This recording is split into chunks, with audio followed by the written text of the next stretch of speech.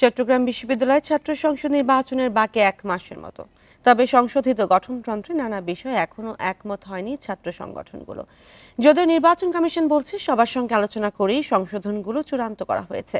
এমন বাস্তবতায় সুষ্ঠু ভোট নিয়ে তৈরি হয়েছে সংশয়। প্রায় ৩৫ বছর পর হতে যাচ্ছে চাকসু নির্বাচন। এজন্য পুরনো গঠনতন্ত্র সংশোধন করে সিন্ডিকেটে পাশও হয়েছে। এ বিষয়ে শিক্ষার্থীদের সঙ্গে প্রশাসনের আলোচনা হলেও উপাচার্যের একচ্ছত্র ক্ষমতা, নতুন পদ সংযোজন, ভোটার বয়সসীমা সহ নানা বিষয়ে এখনও একমত নয় বিভিন্ন ছাত্র সংগঠন।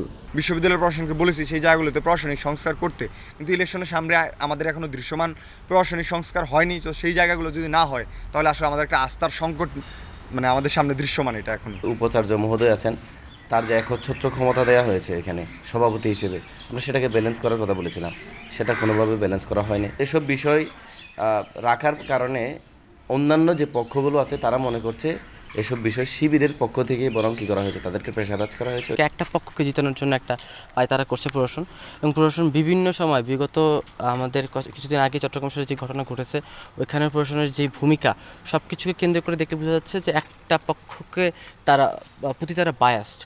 চাকসু নির্বাচন কমিশন বলছে সবার সঙ্গে আলোচনা শেষেই গঠনতন্ত্র চূড়ান্ত হয়। এক্ষেত্রে শিক্ষার্থীদের আপত্তিও আমলে নেওয়া হয়। এরপরও নতুন করে কোনো আপত্তি উঠলে তা প্রশাসনকে জানানোর তাগিদ কমিশনের। আজকে পর্যন্ত প্রণীত গঠনতন্ত্র অনুসারে নির্বাচন পরিচালনা করব, এবং গঠনতন্ত্র যদি কোনো কারণে কালকে পরিবর্তিত হয় আমরা সেই অনুসারে আমাদের অ্যাকশন প্ল্যান করব। আচ্ছা, দ্বিতীয় কথা হলো গঠনতন্ত্রের পরিবর্তিত রূপ, যে সকল বিষয় নিয়ে ছাত্ররা কথা বলতেছে সেগুলো অলরেডি সংশোধন করে ওয়েবসাইটে দেওয়া আছে। আগামী 12 অক্টোবর চাকসু নির্বাচনে ভোট গ্রহণের কথা রয়েছে। এরই মধ্যে প্রকাশ হয়েছে খসড়া ভোটার তালিকা। অনুপম শীল, ইন্ডিপেন্ডেন্ট নিউজ, চট্টগ্রাম।